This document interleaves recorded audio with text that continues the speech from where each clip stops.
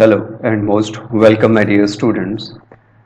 Cell the unit of life इस chapter को हम लोग डिस्कस कर रहे हैं और इस चैप्टर में आज हम प्रोकैरियोटिक सेल को कंप्लीट डिस्कशन करेंगे। पूरी की पूरी जो डिस्कशन है रिगार्डिंग टू प्रोकैरियोटिक सेल सब कुछ कंप्लीट डिस्कशन आज के लेक्चर में हम करेंगे। थोड़ा सा बड़ा होगा ये लेक्चर तो आराम से धैर्यपूर्वक सुनिएगा। चलिए आगे बढ़ते हैं। Prokaryotic cells represented by bacteria, blue-green algae, that is cyanobacteria, mycoplasma और mycoplasma आपको पता है कि ये फंजाई का मेंबर है बट इसमें सेल वॉल नहीं होती है। mycoplasma that is PPLO, pleuropneumonia like organism। ठीक है बच्चों, इतनी सारी चीजें आपको प्रोकैरियोटिक सेल में देखने को मिलेगी। हालांकि माइकोप्लाज्मा में फिर से बता दूं ये फंजाई का मेंबर होता है, इसलिए कंफ्यूज नहीं होना आप लोग। और लेटर ऑन जब स्टडी की गई तो पता चला कि इसमें सेल वॉल नहीं है। बाकी बहुत सारे कैरेक्टर्स फंजाई से अभी भी मिलते जुलते से। पीपीएलओ का फुल फॉर्म आपको याद रखना होगा, कई बार ये डायरेक्टली पूछता है। Pleuropneumonia like organism. क्या बेटा? Pleuropneumonia like organism, PPLO, the smallest cell in the world, है ना? smallest cell in world, सबसे छोटी कोशिका, that is mycoplasma।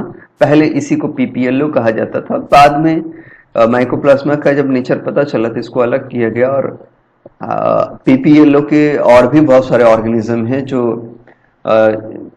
PPLO के क्राइटेरिया को पूरी करते हैं।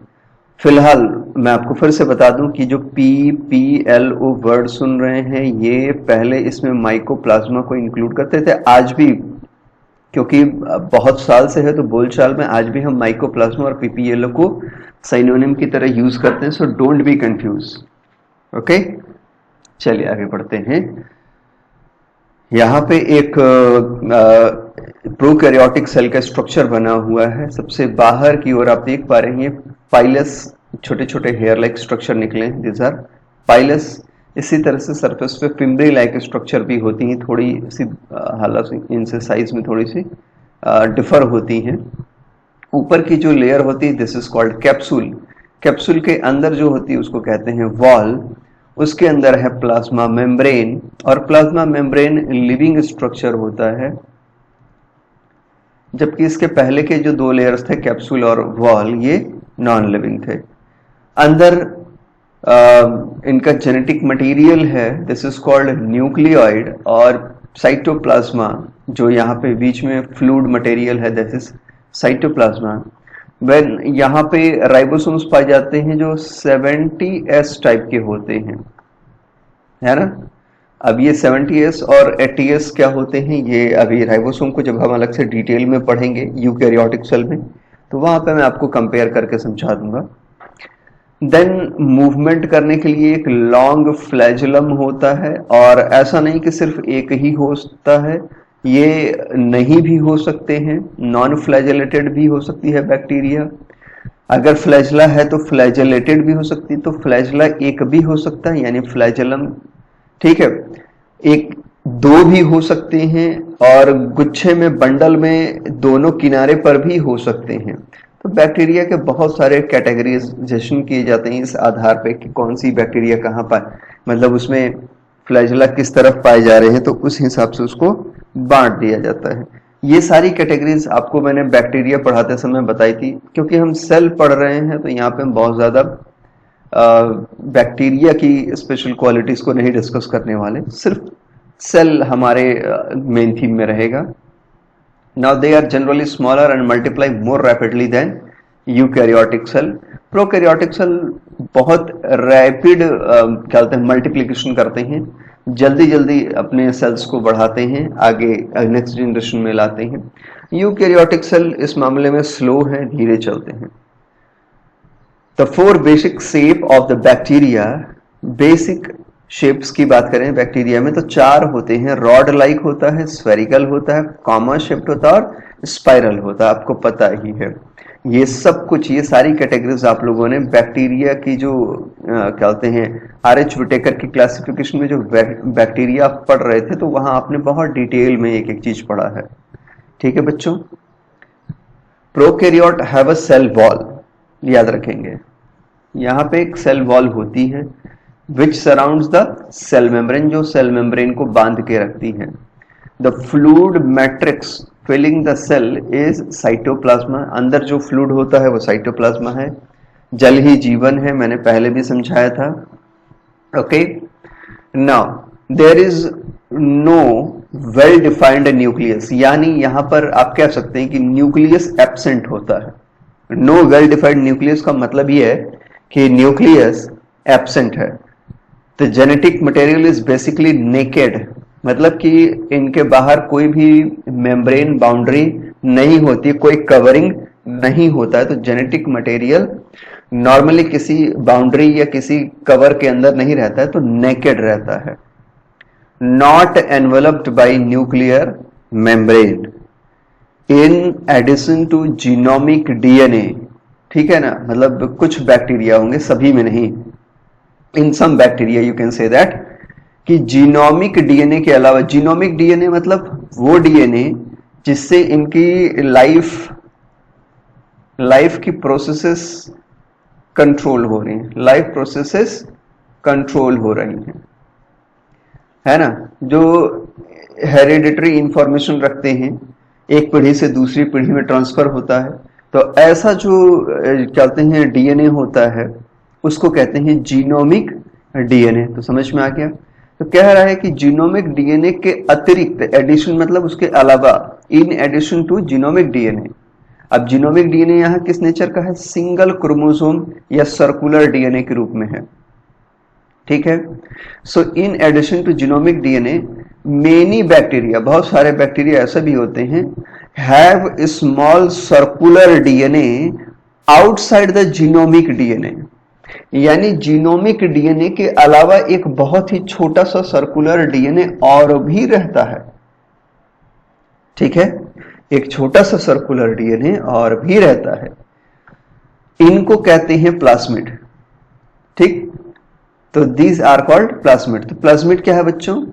एक्स्ट्रा, लिख लो, extra chromosomal, extra chromosomal material of bacteria.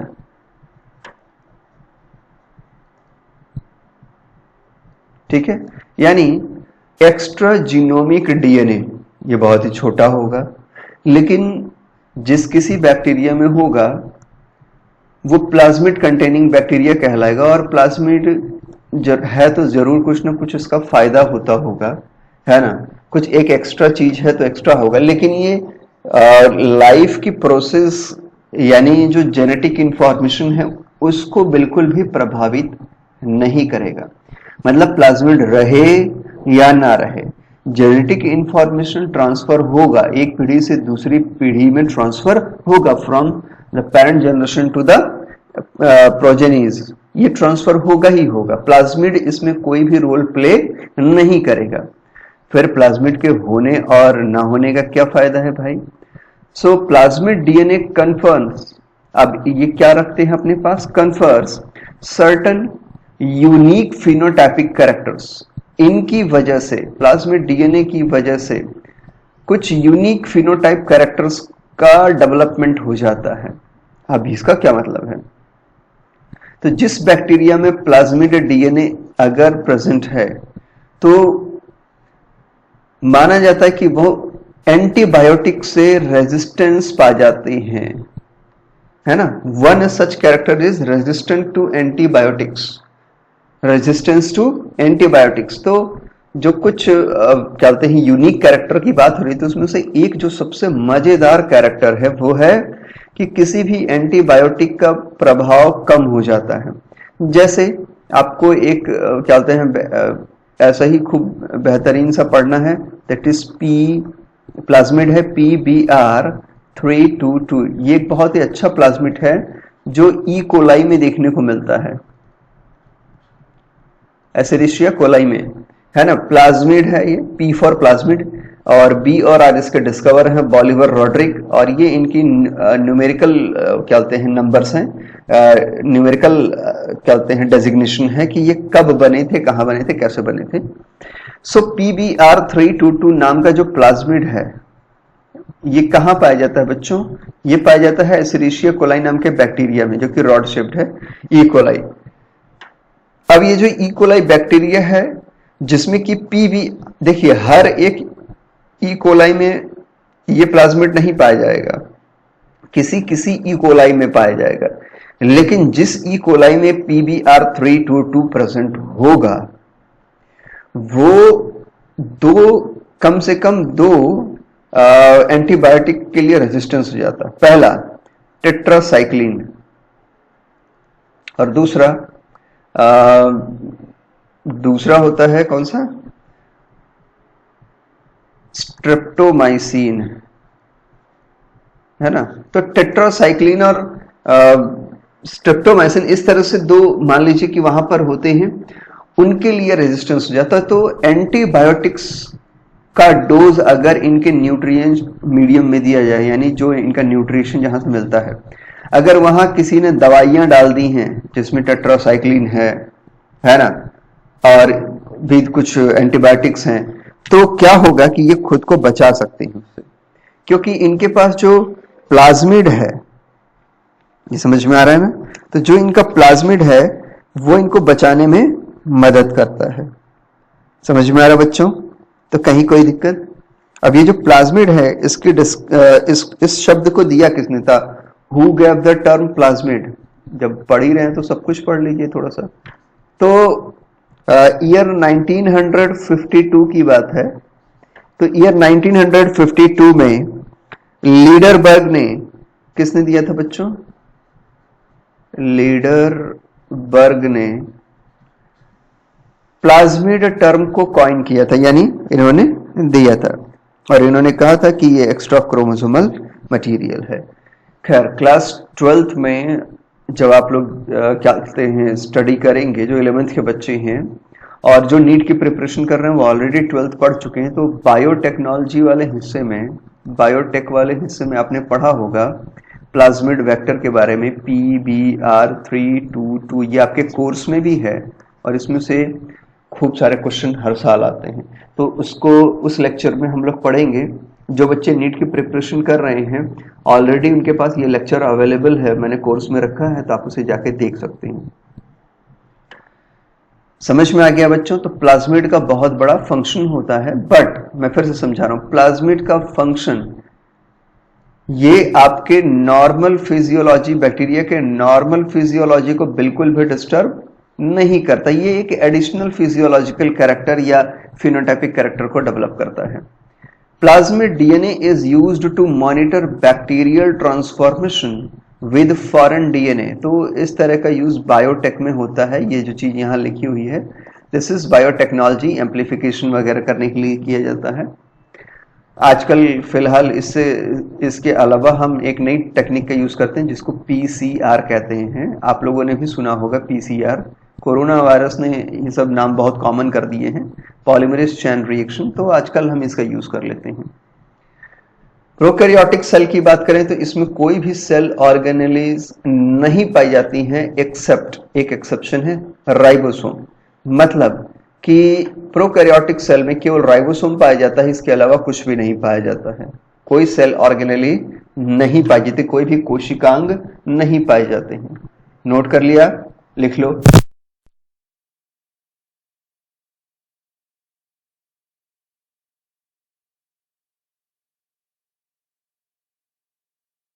Next, prokaryotes have something unique in the form of inclusions, है ना। inclusions यानी inclusion bodies, कुछ ऐसी क्या होते हैं, छोटी छोटी मटेरियल्स होते हैं जो साइटोप्लाज्मा में ही रहते हैं और डिफरेंट आइटम्स को अपने अंदर क्या होते हैं स्टोर कर लेते हैं। जो कि अलग अलग टाइम पे बैक्टीरिया यूज करता है एज अ फंक्शन, उसको आवश्यकता पड़ती है। अब बैक्टीरिया में क्योंकि कोई भी सेल ऑर्गेनेली है नहीं सिवाय किसके, राइबोसोम के। फिर आप सोचते होंगे कि ये जो क्या बोलते हैं माइटोकॉन्ड्रिया होता है वो तो बहुत इंपॉर्टेंट है, क्योंकि माइटोकॉन्ड्रिया से ही तो एटीपी बनेगी, रेस्पिरेशन होगा। तो बैक्टीरिया करेगा क्या फिर, कैसे बनाएगा ये एटीपी, मतलब ये तो मर नहीं जाएगा। तो आपका सोचना बिल्कुल सही है ना। लेकिन क्योंकि ये लिविंग सेल है तो नेचर ने कुछ ना कुछ तो इसके लिए डिजाइन किया ही होगा, है ना, कुछ ना कुछ तो सोचा होगा ना। तो बिल्कुल यहाँ पे एक स्ट्रक्चर बनता है, specialised differentiated form of cell membrane. Cell membrane में ही बहुत ही एक अलग तरह का मॉडिफिकेशन होता है कॉल्ड मीसोसोम, ठीक है ना। Is the characteristics of prokaryotes, ये सिर्फ और सिर्फ प्रोकैरियोट में आपको देखने को मिलता है।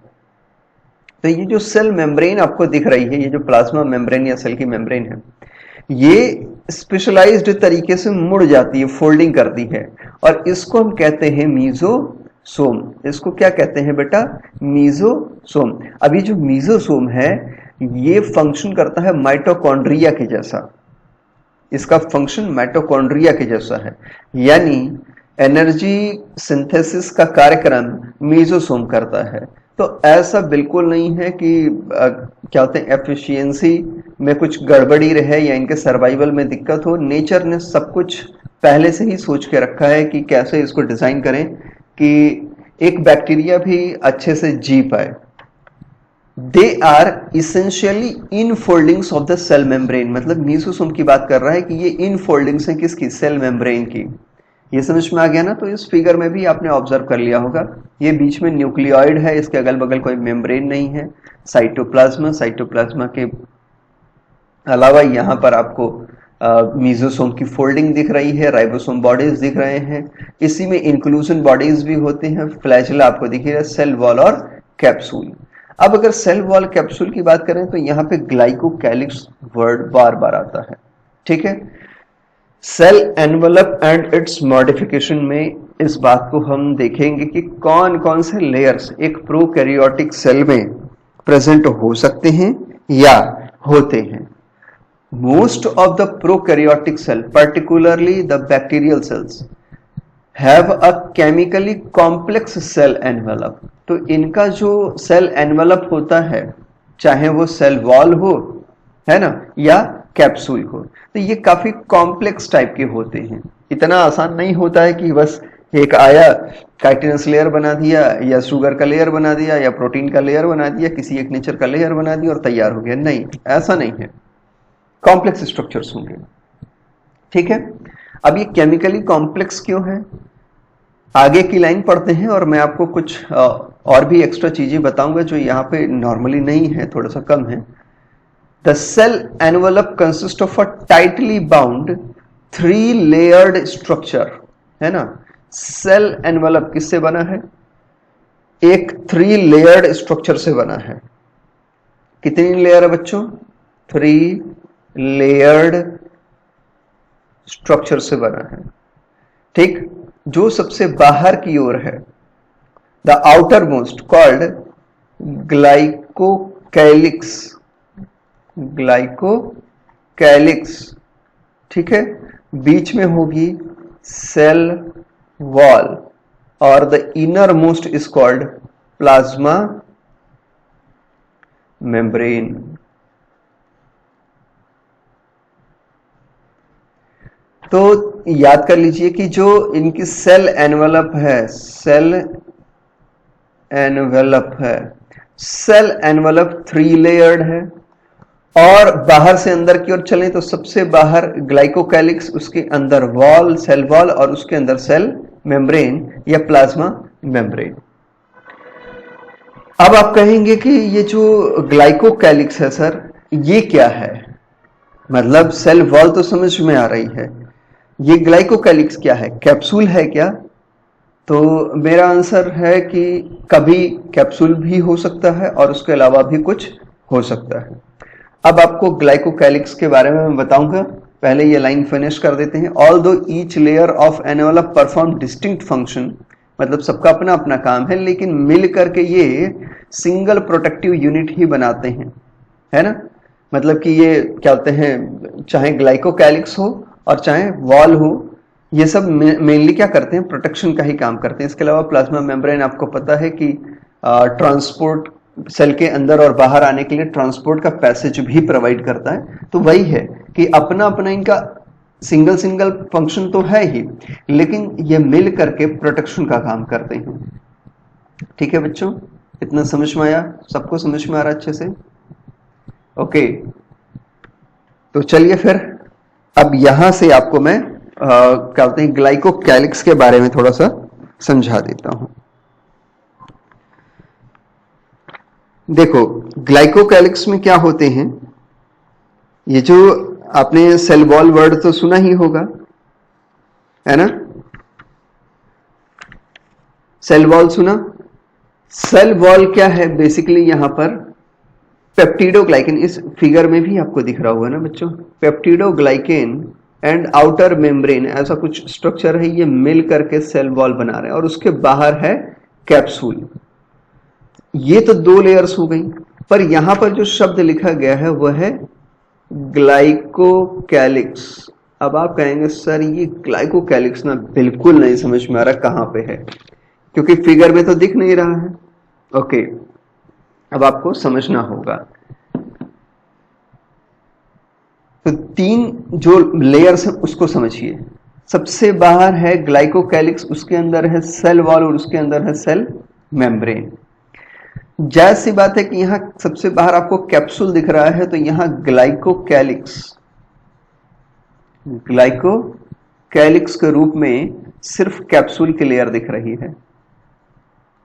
आप कहेंगे फिर इसको कैप्सूल क्यों नहीं लिखा?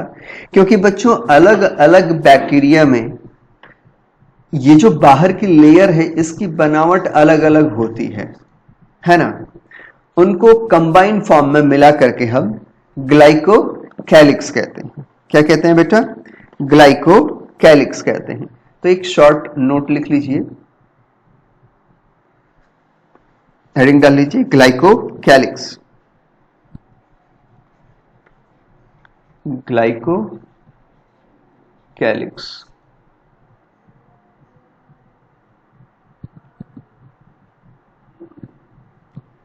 लिख लिया बेटा, ग्लाइकोकैलिक्स हेडिंग डाल दिया। Okay, glycocalyx differs in composition and thickness among different bacteria.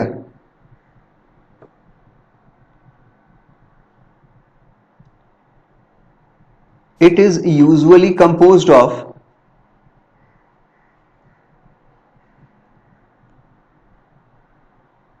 ये एक जिलेटिनस लेयर है जो सेल वॉल के बाहर होती है, outer surface of the cell wall, and it is usually composed of polysaccharides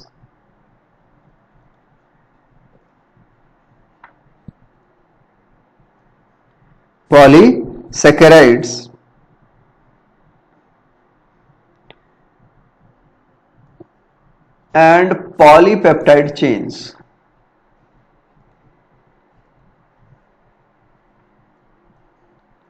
And polypeptide chains.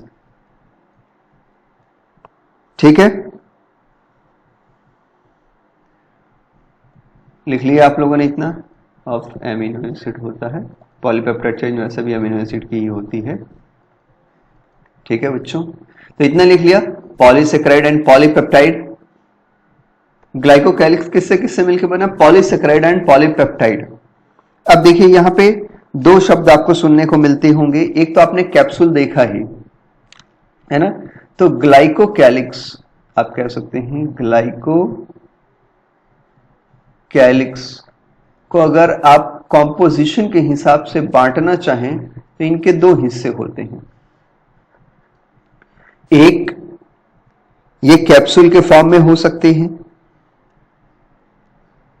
और दूसरे ये स्लाइम लेयर के फॉर्म में हो सकते हैं, स्लाइम लेयर के फॉर्म में हो सकते हैं या कैप्सूल के फॉर्म में हो सकते हैं। अब आप कहेंगे सर ये क्या चीज है, स्लाइम लेयर और कैप्सूल क्या होता है? तो धैर्य रखिए, बता रहे हैं फिर कि स्लाइम लेयर और कैप्सूल में क्या डिफरेंस है। देखो बच्चों, स्लाइम लेयर तब कहेंगे जब कंपोजिशन में केवल और केवल पॉलीसेक्राइड्स होंगे, ठीक है ना। So when it is composed of only polysaccharide, जब सिर्फ पॉलीसेकेराइड का बना हो ये स्ट्रक्चर, यानी जो कवर है जिसको आप सेल वॉल के बाहर ग्लाइकोकैलिक्स कह रहे हैं, when glycocalyx is composed of only polysaccharides यानी शुगर की लेयर हो, तो ये कहलाती है स्लाइम लेयर, ठीक है ना। आपने कई बार नाम सुना होगा ना, स्लाइम मोल्ड्स हैं, ये हैं वो हैं, तो वहां पे जो स्लाइम का मतलब होता है यही है कि जो सबसे आउटर मोस्ट कवरिंग है वह सिर्फ और सिर्फ किसकी बनी है बच्चों, पॉलीसेकेराइड की, ठीक है। नेक्स्ट, कैप्सूल किसे कहेंगे? तो भाई जब कैप्सूल का मतलब क्या है कि यहां पर कहते हैं जो पॉलीसेकेराइड है वो तो रहेगा ही कंपोजिशन में, पॉलीसेकेराइड,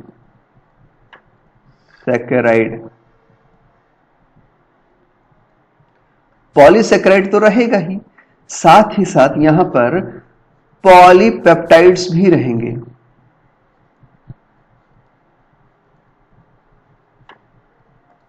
तो पॉलीसेकेराइड के साथ जब पॉलीपेप्टाइड भी जुड़ जाता है तब जाकर के ये कैप्सूल बना लेते हैं। तो ऐसे कॉम्पोजिशन को आप कहते हैं कैप्सूल, और जहां सिर्फ और सिर्फ पॉलीसेकेराइड की लेयर हो उसको कहते हैं स्लाइम।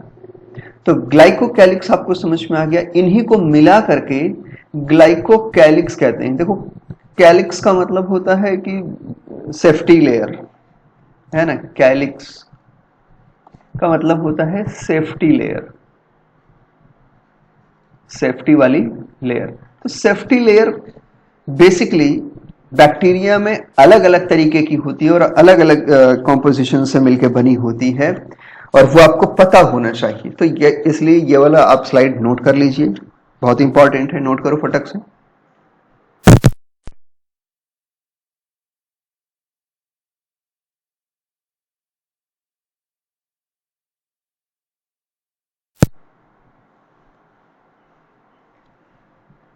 नोट कर लिया ना बेटा? ओके ठीक है। तो सेल एनवेलप और इसके मॉडिफिकेशन को आपने नोट कर लिया, ठीक है, और इसमें से आपने ग्लाइकोकैलिक्स समझ लिया। तो आप समझ गए होंगे कि ये जो कैप्सूल वर्ड लिखा है, इस कैप्सूल में क्या होगा, शुगर भी होगा यानी पॉलीसेकेराइड भी होगा और प्रोटीन भी होगा।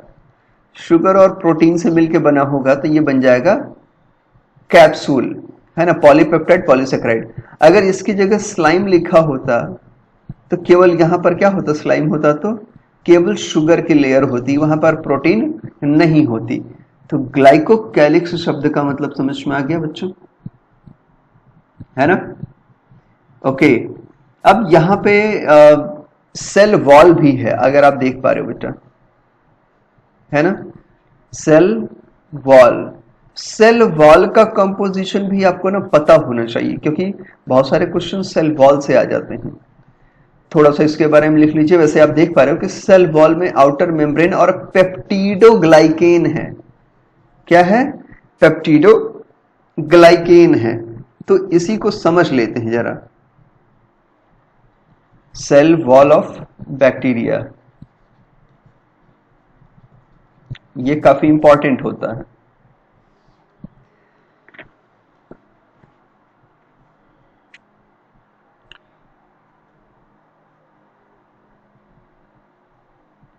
ठीक है बच्चों, चलिए अब इसको लिख लीजिए फटक से, पेन उठा लीजिए।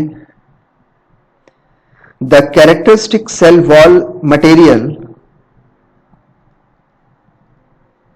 The characteristic cell wall material of all eubacteria is peptidoglycan. Is peptidoglycan. और ये जो पेप्टिडोग्लाइकेन है ये 2 एमिनो शुगर से मिलके बना होता है.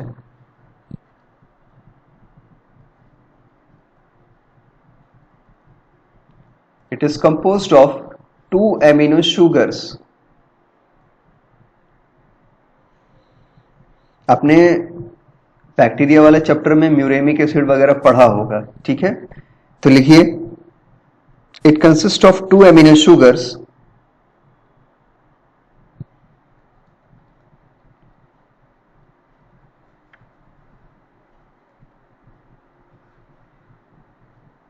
पहला है N acetyl glucosamine,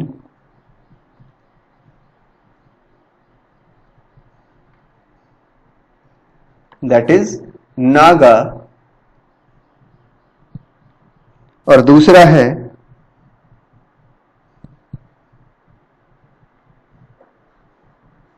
N acetyl muramic acid,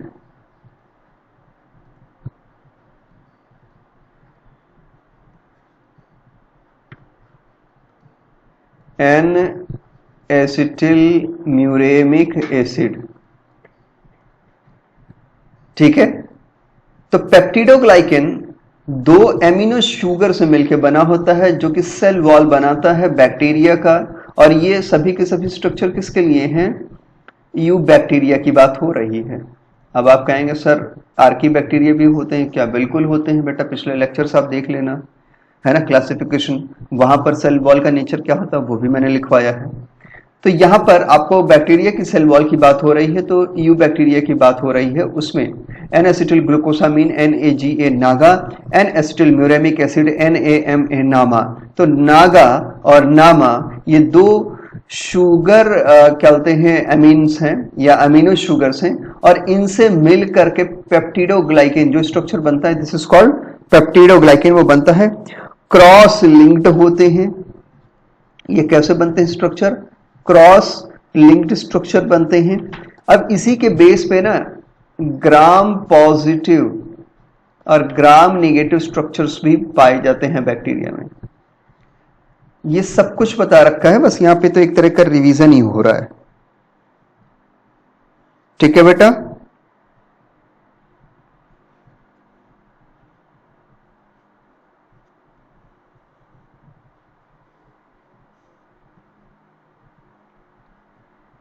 okay, note कर लिया सबने? चलिए आगे बढ़ते हैं फिर. Bacteria can be classified into 2 groups on the basis of the differences in the cell envelope, है ना. सेल एनवेलप में डिफरेंसेस के बेस पे 2 हिस्सों में बांटा जा सकता है. And the manner in which they respond to the staining procedure developed by Gram एक साइंटिस्ट थे जिन्होंने कि एक प्रोसीजर डेवलप किया था.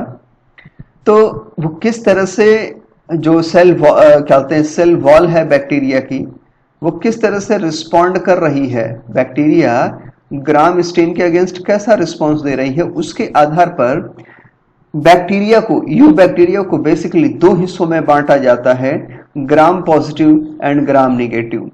ऐसे बैक्टीरिया जो ग्राम के स्टेन को एक्सेप्ट कर लेते हैं और कलर में चेंजेस वगैरह दिखाते हैं, उनको हम ग्राम पॉजिटिव कहते हैं. और ऐसे बैक्टीरिया जो ग्राम के स्टेन के प्रोसीजर में जो ग्राम का स्टेन है उसको एक्सेप्ट नहीं करते हैं, है ना.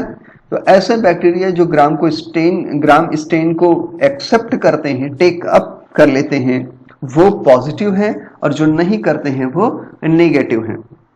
देखिए, आपने पेप्टिडोग्लाइकेन वर्ड सुना है ना. अब आपके दिमाग में बेसिक कॉन्सेप्ट क्लियर हो चुका है. तो यहां पर बात पेप्टिडोग्लाइकेन की ही हो रही है. पेप्टिडोग्लाइकेन में आपने देखा प्रोटीन है और भी लेयर्स हैं. तो ये जो बाहर की लेयर है, जो इनकी कैप्सूल वाली लेयर है, बाहर की लेयर है, जो उनका सेल एनवलप है, सेल एनवलप जो है ना अलग अलग तरीके से डिफरेंट डिफरेंट स्टाइल में वो अरेंज होते हैं, क्रॉस लिंकिंग हुई रहती है उनकी, है ना, जो पेप्टिडोग्लाइकेंस होते हैं।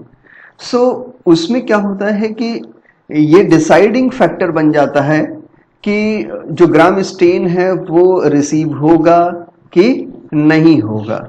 ये समझ में आ रहा है ना? ये उसी पर डिसाइड हो जाता है कि रिसीव होगा कि नहीं होगा। अब देखिए, चाहे वो ग्राम पॉजिटिव हो या ग्राम नेगेटिव हो, दोनों की जो आपकी मेम्ब्रेन होती है in both types of the cell wall, they have a rigid unique you can say the framework of the poly या पेप्टिडोग्लाइकेन। तो पेप्टिडोग्लाइकेन की जो ये जो आप फ्रेमवर्क देख पा रहे हो, है ना, इसका कलर मुझे चेंज करने दीजिए। ओके, सो पेप्टिडोग्लाइकेन की यहां पर जो आप फ्रेमवर्क देख पा रहे हो वो यहां भी प्रेजेंट है, थिकनेस अलग है, और ग्राम नेगेटिव वाले में थिकनेस अलग है।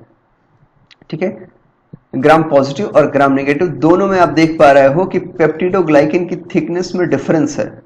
ये क्या है? डिफरेंस है। ये आउटर मेम्ब्रेन या एनवलप की बात हो रही है, सेल मेम्ब्रेन की नहीं।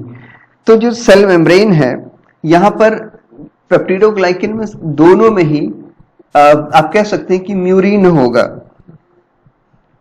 क्या होगा? म्यूरिन तो होगा ही। ठीक, अब म्यूरिन क्या है भाई? तो अभी आपने पीछे पढ़ा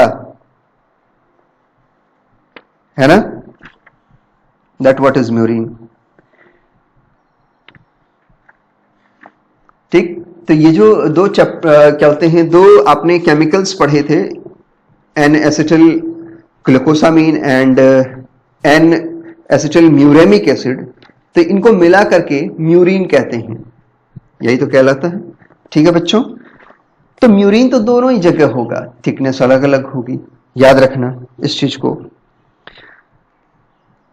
इन ग्राम पॉजिटिव बैक्टीरिया, अब यहां पे स्ट्रक्चर देखिए, ये है ग्राम पॉजिटिव, याद रखिएगा, ये है ग्राम पॉजिटिव, ये है ग्राम नेगेटिव। कुछ बैक्टीरिया के नाम आपको पता है, वैसे आपने पढ़ भी रखा है, बहुत ज्यादा मैं डिटेल में नहीं जाऊंगा, पर थोड़ा बहुत तो फिर से करना ही पड़ेगा।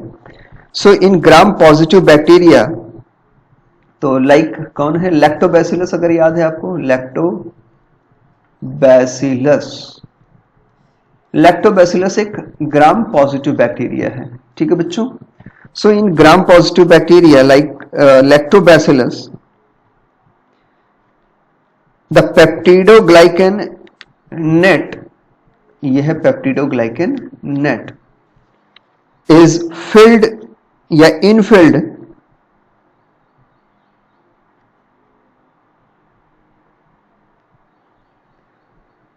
विद रिजिड स्ट्रक्चर्स, और ये थोड़ा सा मोटा और ज्यादा ठोस होता है, ये भरा होता है। और आप यहां पे देख पा रहे हो टिकोइक एसिड है। क्या है? टिकोइक एसिड है, नोट करिए।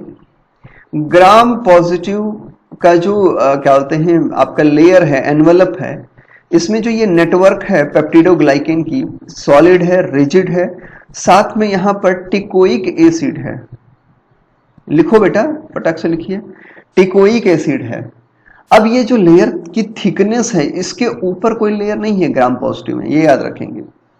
यानी नागा और नामा, नागा और नामा की बनी हुई लेयर म्यूरेमिक एसिड है। ठीक है, या म्यूरिन कहिए, तो ये म्यूरिन की लेयर है और इसमें टिकोइक एसिड प्रेजेंट है। ठीक, लिंकिंग आप देख रहे हैं, क्रॉस लिंकिंग है, काफी सॉलिड है, डेंस है, मोटी है। अब अगर आप जरा ग्राम निगेटिव पर आ जाइए, पेप्टिडोग्लाइकेन की लेयर जरा ऑब्जर्व करिए, तो छोटी है, पतली है, और इनकी क्रॉस लिंकिंग इतनी स्ट्रांग नहीं है जैसे कि ये। दूसरी चीज, यहां टिकोइक एसिड एब्सेंट है। टिकोइक एसिड ग्राम निगेटिव में एब्सेंट है। अच्छे से समझ में आ रहा है? इसके ऊपर आउटर मेम्ब्रेन, पेप्टिडोग्लाइकेन के ऊपर एक और मेम्ब्रेन है जो लिपोपॉलीसेकेराइड की बनी है, किसकी बनी है?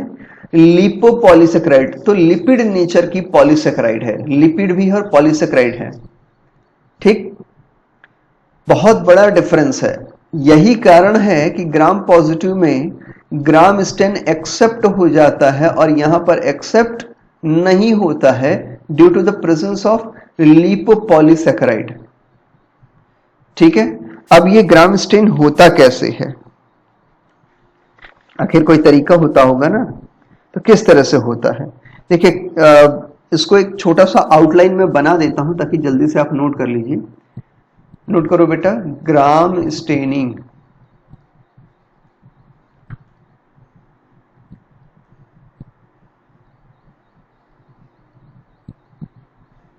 क्रिस्टियन ग्राम 1884 में ये प्रोसीजर इन्होंने दिया था।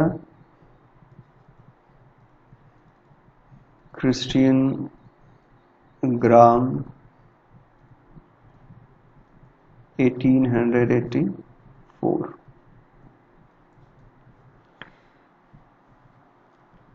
यहां पे बहुत सारी छोटे छोटे क्या होते हैं आपके केमिकल्स का यूज किया, जैसे सेफ्रेनिन वगैरह हो गया। चलिए अब मैं आपको स्टेप्स लिख कर दिखाता हूं, आप उस स्टेप को लिख लीजिए फटाक से। सबसे पहले तो स्मीयर बनाना पड़ता है। So prepare a smear of bacteria on slide. Bacteria on slide. अब आप कहेंगे सर ये स्मीयर क्या है? तो स्मीयर स्लाइड के ऊपर दही अगर आपके पास हो तो दही रख करके थोड़ा सा उसको फैला दिया जाता है, उसको कहते हैं स्मीयर। ओके, उसमें भी तो लैक्टोबैसिलस है। प्लेस अ, अब इसमें कुछ बूंद हम डालेंगे, तो लिख लीजिए place a few drops of crystal violet. आपने इसको खूब यूज किया होगा लैब में, है ना बच्चों?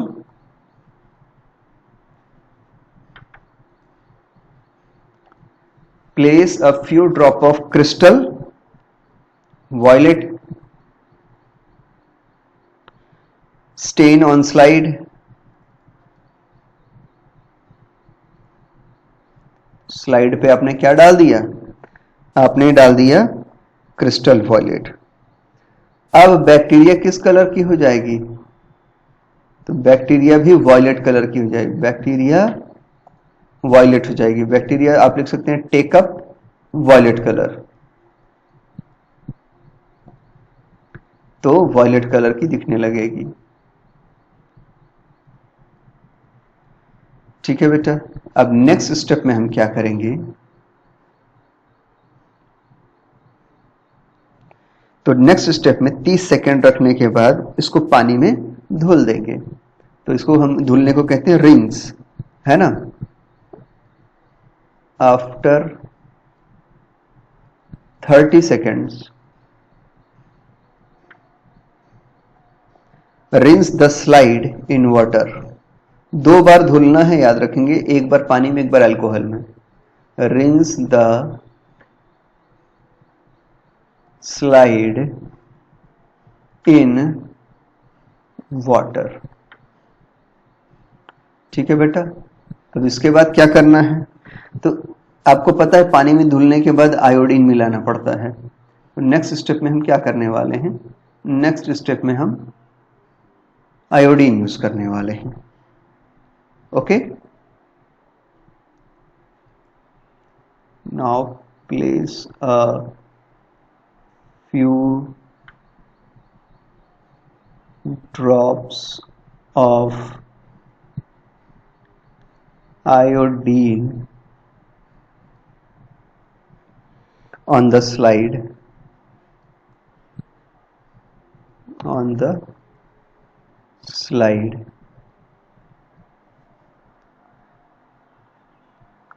जैसे ही आयोडीन डालेंगे, बैक्टीरिया का जो कलर पहले वॉयलेट आपको दिख रहा था वो पर्पल कलर का दिखने लगता है या डीप वॉयलेट हो जाता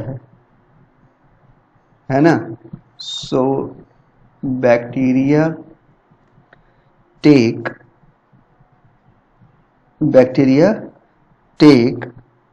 deep violet, or you can say the purple stain, or you can say that purple color.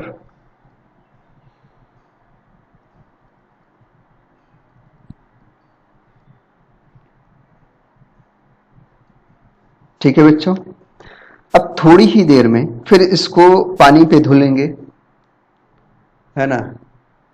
तो थोड़ी देर का मतलब 30 सेकेंड या 20 सेकेंड, है ना। After 20 seconds rinse with water,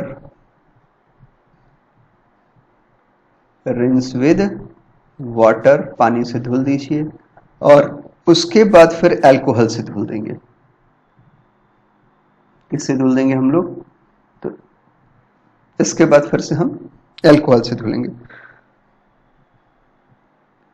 absolute alcohol से नहीं धुला जाता, याद रखेंगे। वॉश द स्लाइड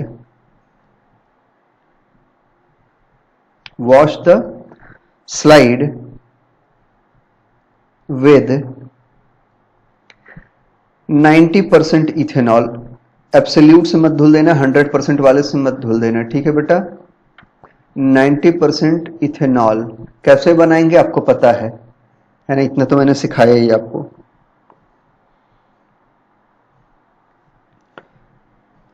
अब इस स्लाइड को जो 90% इथेनॉल से आपने धुला है, इसको अच्छे से इसकी बैक साइड में अगर वाटर चला गया है या अल्कोहल है तो पहले तो इसको थोड़ा सा सुखा लीजिए। आपके पास बर्नर होगा, जेंटल हीट करिए जिससे कि बैक्टीरिया की डेथ ना हो। और इसके बाद इसको आप लगाएंगे किसमें, माइक्रोस्कोप में। तो इसके दो रिजल्ट प्रोबेबल आपको देखने को मिलते हैं। ये स्टेप आपने कंप्लीट कर लिया तो आपको दो स्टेप अब इसके दो रिजल्ट मिल सकते हैं, दोनों में से कोई एक ही मिलेगा। क्या हो सकता है, अब बैक्टीरिया जैसी होगी वैसा रिजल्ट मिलेगा। पहला, अगर ये ग्राम निगेटिव बैक्टीरिया होगा, अगर ये ग्राम निगेटिव बैक्टीरिया होगा तो जैसे ही आप लगाएंगे आपको कुछ कलर नहीं दिखेगा माइक्रोस्कोप में। तो आप क्या करेंगे कि सेफ्रेनिन डाल दीजिए। क्या डाल देंगे इसमें, सेफ्रेनिन डाल दीजिए और उसके बाद फिर ऑब्जर्व करिए। सेफ्रेनिन डाल के अगर ऑब्जर्व कर रहे हैं और अगर ये आपको रेड या पिंक कलर का दिखता है, नॉर्मली पिंक दिखने लगता है, रेड या पिंक कलर का दिखता है, तो ये कंफर्म है कि ये ग्राम निगेटिव बैक्टीरिया है। तो ये कैसा हो जाएगा, ग्राम निगेटिव बैक्टीरिया होगा। और अगर वॉयलेट कलर उसमें रिटेन है, बना हुआ है, तो फिर वो ग्राम पॉजिटिव बैक्टीरिया है। इस तरह से ग्राम की स्टेनिंग की जाती है पॉजिटिव और निगेटिव के एस्पेक्ट में। कहीं कोई दिक्कत, अच्छे से समझ में आ गई बच्चों, है ना। ठीक है, वेरी गुड। चलिए, तो ग्राम पॉजिटिव ग्राम निगेटिव का भी कॉन्सेप्ट आप लोगों ने समझ लिया। अब आगे बढ़ते हैं। Now glycocalyx differ in composition and thickening among the different bacteria, और ये आप लोगों को पता ही चल गया है, हम लोगों ने अच्छे से डिस्कस कर लिया है ना। NAGA, नागा एंड नामा, NAMA, ये सारे डिस्कशन हम लोग कर चुके हैं। It could be a loose sheath called slime layer in some, while in others it may be thick and tough called capsule। और आपको पता है स्लाइम में केवल शुगर होगा और कैप्सूल में शुगर और प्रोटीन दोनों होगा। The cell wall determines the shape of the cell, है ना, सेल का शेप डिटरमाइन करेंगे। Provides strong structural support to prevent bacterium from bursting और कोलैप्सिंग, मतलब टूट फूट होने से बचाता है। ये तो समझ में आ ही रहा होगा, ये बहुत क्या बोलते हैं, एक्सपेक्टेड है कि भाई सेल वॉल क्या करता है, सेफ्टी ही तो प्रोवाइड करता है। यहां तक कहीं कोई दिक्कत, मेरे ख्याल से तो नहीं है। नाउ प्लाज्मा मेम्ब्रेन यहां पर जो है उसको लिविंग मेम्ब्रेन माना जाता है, सेलेक्टिवली परमिएबल मेम्ब्रेन माना जाता है, सेलेक्टिवली परमिएबल मेम्ब्रेन माना जाता है, सेमी परमिएबल मेम्ब्रेन माना जाता है, क्योंकि बहुत सारे आइटम्स को चूज करता है कि कौन आएगा और कौन नहीं आएगा, कौन सेल के अंदर से बाहर जाएगा, कौन नहीं जाएगा। सो plasma membrane is the semi permeable in nature and interacts with the outside of the world.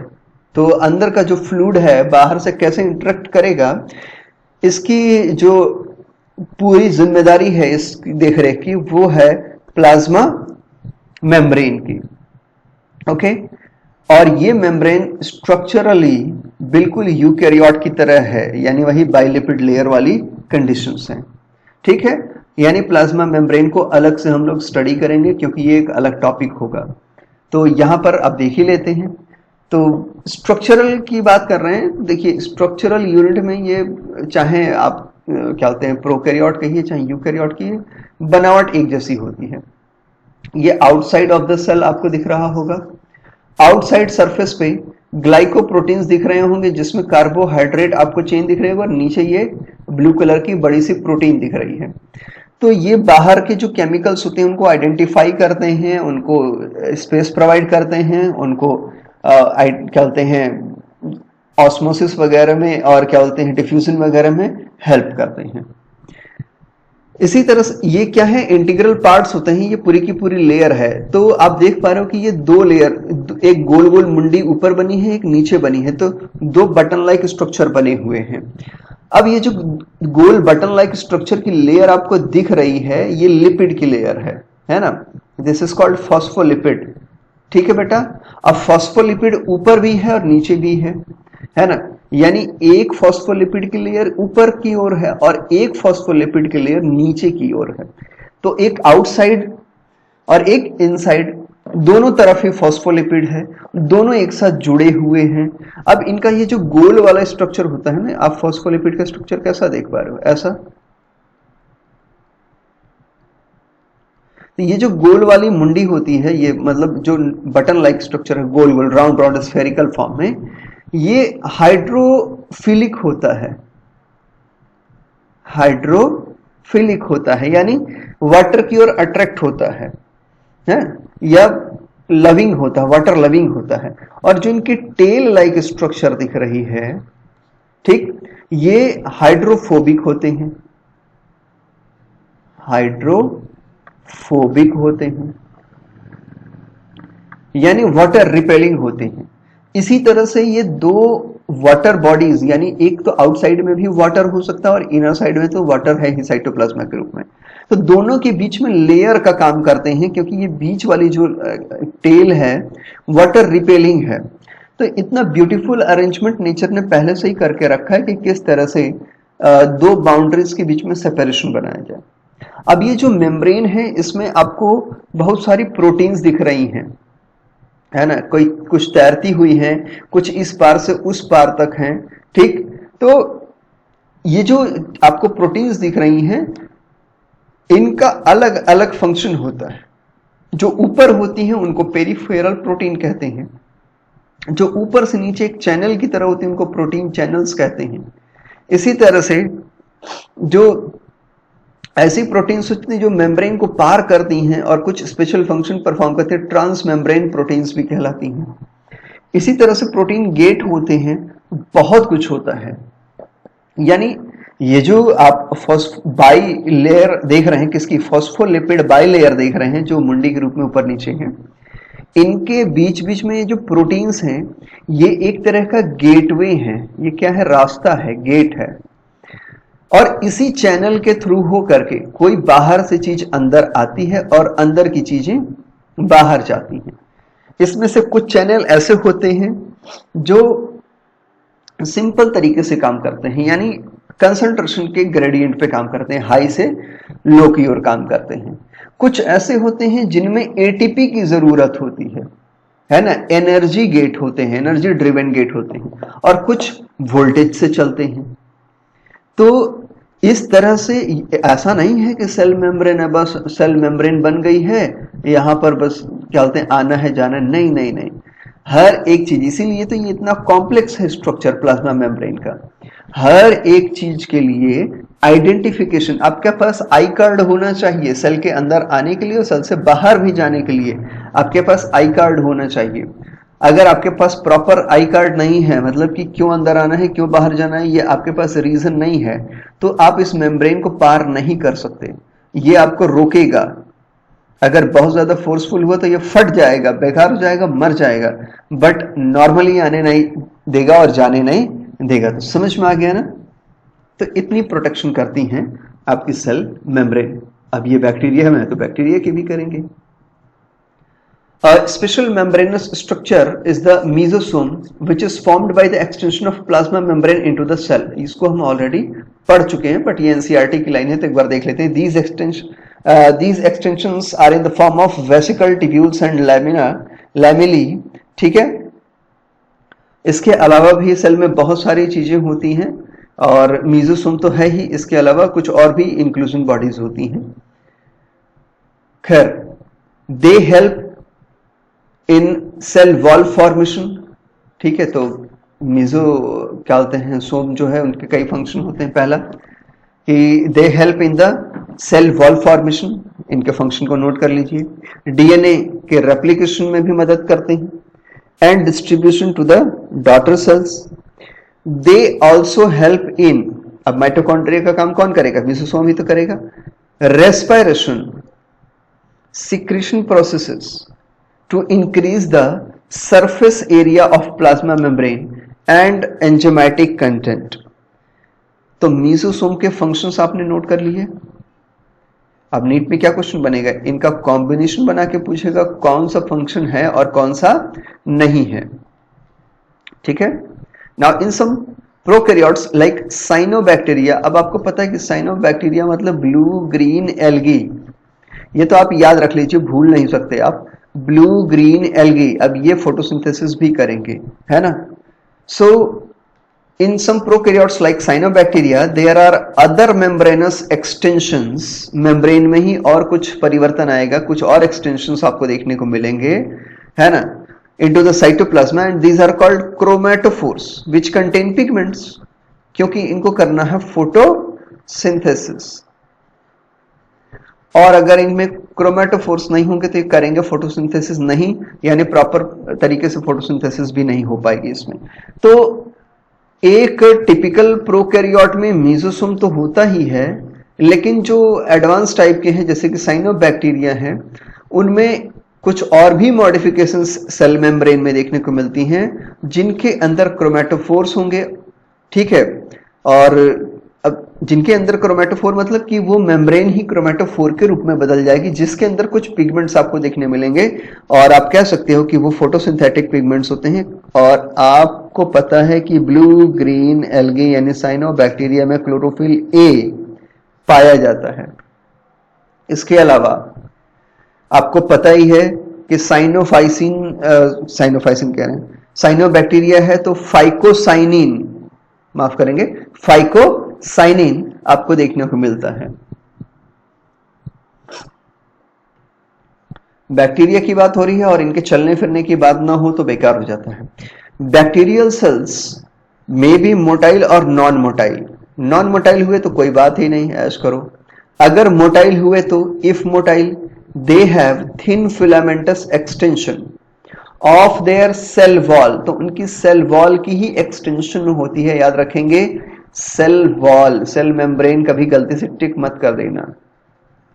Cell wall की एक मेम्ब्रेनस या सेल वॉल की एक्सटेंशन होती है जिसको कहते हैं फ्लैजिला। तो अगर मैं आपसे पूछूं कि फ्लैजिला क्या है, सेल मेम्ब्रेन का स्ट्रक्चर है, सेल वॉल का स्ट्रक्चर है, तो आपको क्लियर होना चाहिए कि this is the extension of cell wall. ये सेल वॉल की एक्सटेंशन है, किसकी? सेल वॉल की एक्सटेंशन है। Bacteria show a range in the number and arrangement of flagella, ठीक है।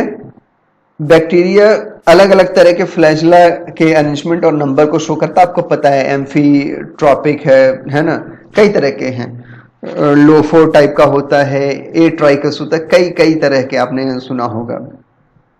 तो उसकी बात छोड़ दीजिए, वो सबका सब आपने कहाँ पढ़ रखा है, आर.एच. विटेकर के क्लासिफिकेशन में ऑलरेडी पढ़ रखा है।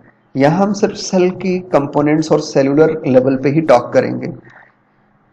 Bacterial flagellum is composed of 3 parts, इसमें 3 हिस्से होंगे, filament, hook and basal body. और ये स्ट्रक्चर आपको बहुत ही क्लियर कट व्यू देता है। आपने अभी तक पीछे बैक्टीरिया के स्ट्रक्चर्स देखे होंगे, जैसे मान लीजिए कि एक बैक्टीरिया और यहाँ से फ्लैजला निकल गया, हम ऐसे फटाक से फ्लैजला बनाते हैं, लेकिन अब आपको पता है कि ये फ्लैजला होती है सेल वॉल। ठीक, अब सेल वॉल निकली है तो ऐसा तो नहीं है कि ये वॉल ऐसे सीधी बन गई, इसमें कुछ मॉडिफिकेशन हुआ है, कुछ परिवर्तन आए हैं, और वो परिवर्तन 3 पार्ट्स में अलग अलग डिफरेंशिएट हो गए, filament, hook and basal body के रूप में। ठीक है, बेसल बॉडी वो हिस्सा होता है जो एकदम वॉल से चिपका रहता है, so this is called basal body, जो कि वॉल से चिपका हुआ है। ठीक, ये आप देख रहे हैं साइटोप्लाज्मिक मेम्ब्रेन है, साइटोप्लाज्मिक मेम्ब्रेन पर यहां पर आप देख रहे हैं एक है एमएस रिंग और एक है सी रिंग, तो ये आपस में जुड़े हुए हैं। इसके बाद है पेरीप्लाज्म, और पेरीप्लाज्म के ऊपर ही पेप्टिडोग्लाइकेन की ये लेयर आपको देखने को मिलती है, पतली सी जो आप देख पा रहे हो, जिसपे होती है पी रिंग। पेप्टिडोग्लाइकेन की रिंग है तो पी रिंग हो गई।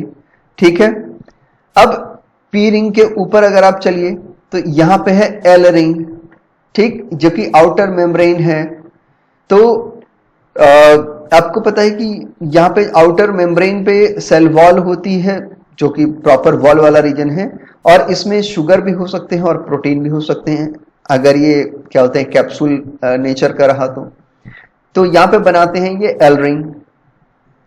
ये पूरा का पूरा हिस्सा, मतलब सी रिंग से लेकर के आपके एल रिंग तक का पूरा हिस्सा बेसल बॉडी कहलाता है। ये बनाने में इतना बड़ा दिख रहा है आपको क्योंकि ये काफी माइक्रो स्ट्रक्चर है बच्चों।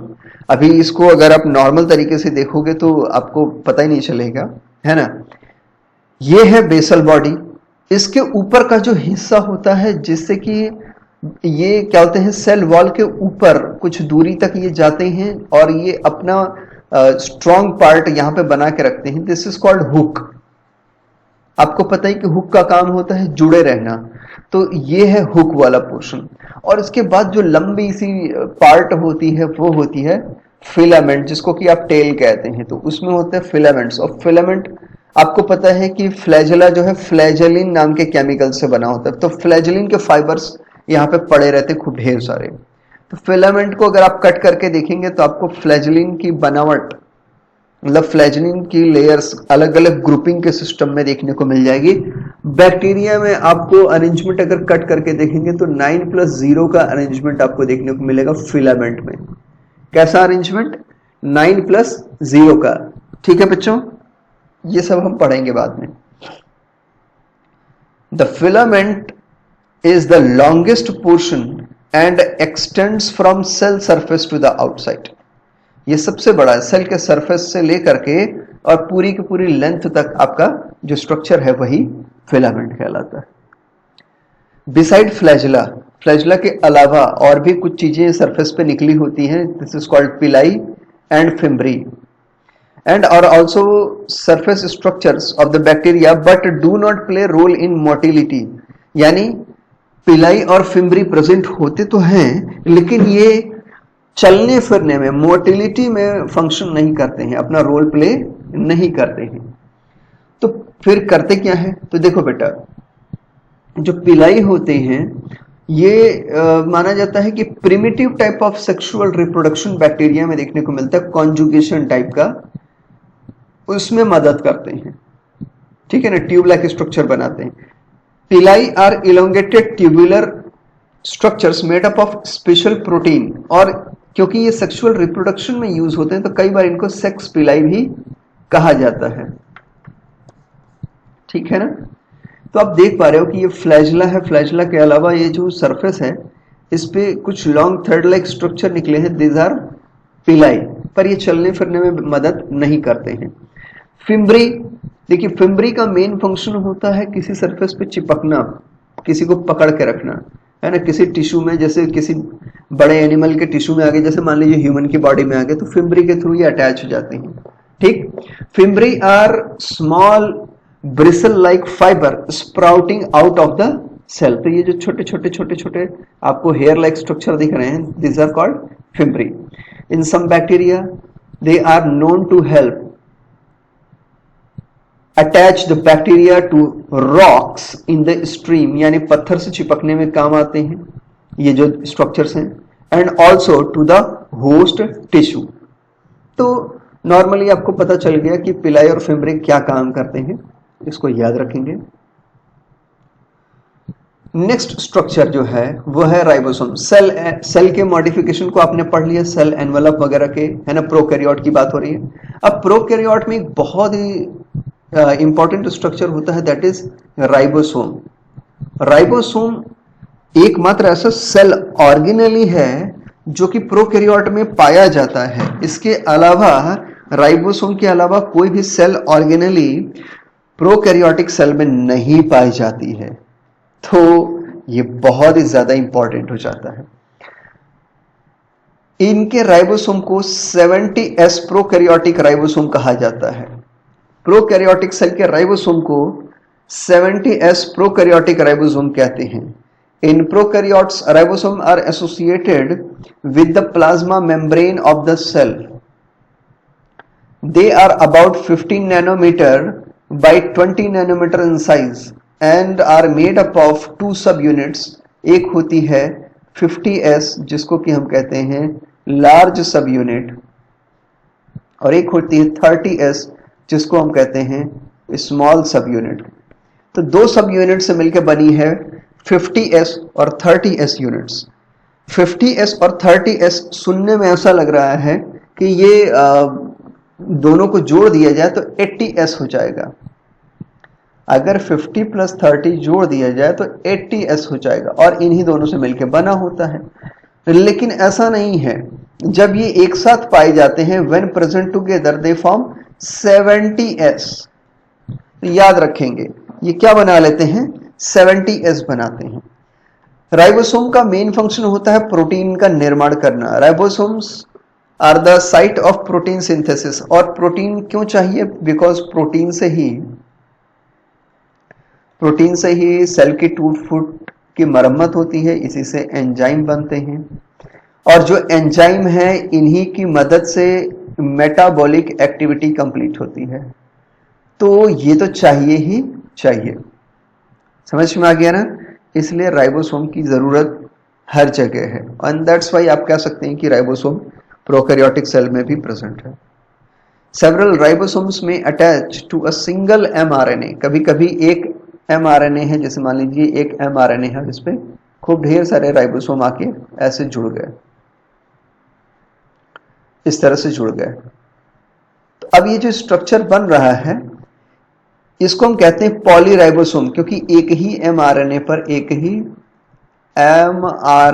पर बहुत सारे राइबोसोम अटैच हैं, तो इसको हम कहते हैं पॉलीराइबोसोम। क्या कहते हैं, polyribosome.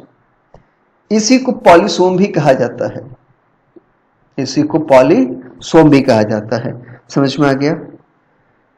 Good. So several ribosomes may attach to a single mRNA and form a chain called ribosomes or polysomes. The ribosomes of a polysome translate the mRNA into the proteins.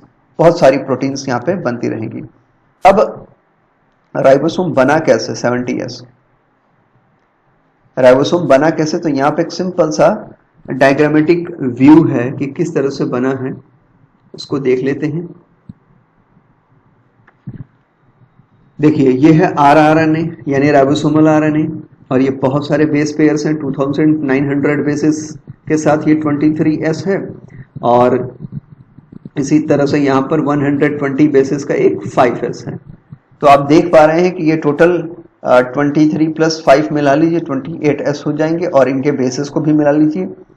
इसके अलावा ये L1, L2 और L3 category के proteins से मिल करके total 31 proteins ऐसे होंगे, ठीक। और इनका एक असेंबलेज होगा, जब ये असेंबल करेंगे तो कुछ इस तरह से दिखने लगेंगे। तो ये सब यूनिट जो बनती है ये है 50s सब यूनिट।